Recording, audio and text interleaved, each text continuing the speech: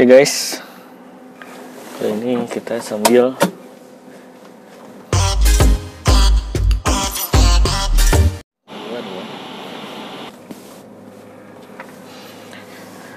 jadi misalkan teman-teman semua beli saham tuh. Nah, kok bisa yakin saham tersebut harganya akan naik? Ya, ibarat misalkan beli emas ya. Beli emas terus berharap harganya naik. Ya artinya sebetulnya kita sedang menganalisa secara teknikal, guys. Menganalisa secara teknikal. Tapi jangan lupakan value dari perusahaan tersebut atau value dari emas. Value dari emas saya sudah sering menceritakannya. Dan kalau beli emas terus berharap harganya naik, kalau saya pribadi sih kurang setuju, guys. Kenapa? Karena menurut saya emas itu jauh lebih berharga daripada naik turunnya saja. Karena kalau kita menganalisa naik turunnya emas itu pada hakikatnya kita sedang menganalisa pergerakan dari mata uang, guys. Mata uang sebagai alat tukar dari emas itu sendiri. Jadi ya uang yang ada di dompet kita itu, uang kertas itu ternyata bergerak secara volatil, guys. Kalau dibilang saham itu, kenapa nggak investasi saham? Karena pergerakannya volatil, naik turun. Ya sebetulnya pergerakan dari mata uang atau uang kertas, entah rupiah atau dolar, itu pun mereka itu, ya mata uang itu bergerak secara volatil, guys. Jadi harganya kalau kata analis ya, bahasa analis itu rupiah sedang menguat atau rupiah sedang melemah. Nah, jadi ya uang kertas itu volatil, bergerak naik turun. Dia bisa melemah atau dia juga bisa menguat, guys. Nah, dalam hal ini misalkan emas ya, emas menguat, harganya lagi naik.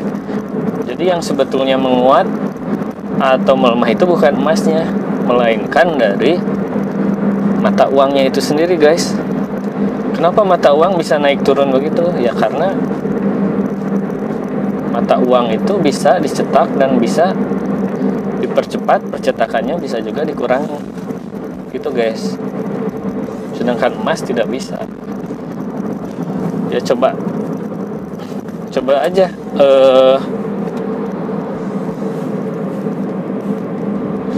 coba aja lihat pergerakannya. Banyak aplikasi yang bisa melihat pergerakan harga emas ya. Sebetulnya yang bergerak di situ naik turun itu bukan harga emas, melainkan harga alat tukarnya. Bisa itu rupiah, bisa itu dolar, emas, IDR atau gold, USD. Nah, berarti itu alat tukarnya adalah dolar. Jadi yang naik turun itu bukan emas, melainkan nilai tukarnya atau mata uang penukarnya. Nah, sedangkan value dari emas itu jauh lebih berharga dibandingkan naik turunnya tersebut. Ya artinya kalau naik turun itu yang kita analisa ya mata uangnya, guys. Emas begitu berharga lebih dari sekedar naik turunnya mata uang, guys. Oleh karena itu yang disebut uang yang asli itu sebetulnya bukan uang kertas, melainkan emas. Emas itu sendiri adalah uang yang asli dan satu-satunya uang yang memang diciptakan oleh sang pencipta, guys. Emas dan perak, itu emas. Lalu sekarang bagaimana dengan saham? Saham value-nya itu sebesar value perusahaannya, sebesar kualitas dari perusahaannya. Jadi kita harus bisa menilai ini perusahaan mana yang memang berkualitas dari sisi kinerja, dari sisi profitability. Ya, jangan sampai kita membeli perusahaan, karena beli saham itu kan artinya kita membeli bisnis di balik perusahaan tersebut. Atau bisa dibilang kita membeli perusahaan tersebut, otomatis kita mesti paham value dari perusahaan tersebut. Kinerjanya seperti apa, apakah bagus, apakah profitnya bagus, apakah banyak hutang atau tidak. Itulah value dari satu saham atau satu perusahaan.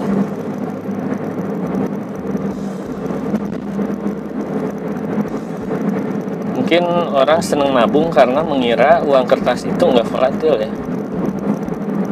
Artinya tidak ada naik turun di sistem mata uang atau sistem uang kertas. Padahal kenyataannya uang kertas itu volatil guys, sama juga. Makanya uang kertas itu tidak bisa dijadikan alat penyimpan nilai yang sebenarnya. Makanya ada istilah inflasi guys. Ya, istilah inflasi itu muncul dari situ. Jadi uang dicetak, lalu semakin banyak uang beredar, semakin tinggi demand dari market. Semakin tinggi demand dari market, ya akhirnya harga barang menjadi naik guys. Ya, itulah asal muasal dari inflasi. Jadi inflasi itu seperti makhluk hidup yang nyata guys. Dia mencuri harta kita tanpa kita sadari. Bukan makhluk yang kasat mata ya, kita katakan makhluk aja ya, karena memang nyata guys. Seperti pencuri masih mending sih, bisa kelihatan gitu kan. Pencopet kita masih bisa teriak-teriak, oh copet, oh maling. Tapi kalau inflasi kan nggak kelihatan. Oke. Si makhluk ini ya memang kasat mata, nggak kelihatan. Tahu-tahu uang kita jadi berkurang gitu. Atas dasar itulah mengapa investasi itu menjadi satu hal yang penting guys, supaya hasil kerja keras kita, supaya hasil keringat dari jerih payah kerja kita itu memang menjadi sesuatu yang bernilai, tidak hanya nilai ibadah ya, itu udah pasti ya, artinya pelindung kekayaan atau pelindung harta kita supaya tidak dimakan oleh satu makhluk yang namanya inflasi ini guys. Jadi kalau dulu zaman penjajahan kita masih bisa melawan ya, ibaratnya atau kasarnya dengan bambu runcing. Tapi kalau zaman sekarang ini makhluk penjajahnya nggak kelihatan guys, atau makhluk pencuri ini nggak kelihatan. Kita mau ngelawan pakai bambu runcing pun nggak akan bisa guys. Seperti itu. Kalau dulu ibaratnya kan kelihatan ya penjajah, oh Jepang menjajah Indonesia, oh Belanda menjajah Indonesia. Kita bisa melakukan perlawanan karena memang mereka makhluk yang kelihatan. Sedangkan zaman sekarang itu ada makhluk yang namanya inflasi. Dia mencuri, dia merampok kekayaan kita, tapi kita nggak tahu makhluknya ada di mana. Jadi makhluk ini tak kasat mata guys. Dibilang mau dilawan juga, dilawannya bagaimana guys? Ya satu-satunya cara yaitu melalui investasi. Dan memang investasi itu memerlukan istilahnya pendidikan finansial ya. Kitanya harus ngerti dulu instrumennya seperti apa, strateginya harus seperti apa, dan setiap instrumen investasi itu memang berbeda-beda strateginya, tidak bisa disamakan satu dengan yang lainnya. Kalau saya pribadi di saham sih menyatukan antara analisa fundamental dan analisa teknikal. Dan analisa fundamental itu kita mencari perusahaan yang berkualitas melalui laporan keuangannya. Sedangkan analisa teknikal, kalau saya pribadi sih mencari timing yang pas itu menggunakan technical analisis ya. Ya mungkin teman-teman yang lain ada yang pure fundamental ya nggak jadi masalah sih.